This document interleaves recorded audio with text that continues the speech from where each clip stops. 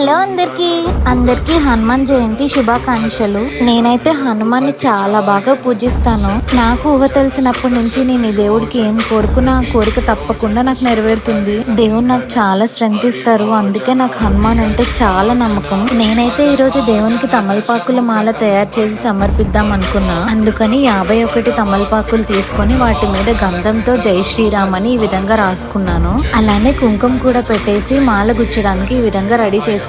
మాల అయితే రెడీ చేసేసుకున్నాను. నాకు మా అమ్మ డాడీ చాలా హెల్ప్ చేశారు ఈ మాల రెడీ చేయడానికి. అలానే పరమన్నం కూడా రెడీ చేసేసాను. గుళ్ళో నైవేద్యం పెట్టి అందరికి ప్రసాదం పంచడానికి. గుడికైతే వచ్చేసాను. నేను తయారు చేసిన మాల పంతులు గారు దేవుని మెడలో వేశారు.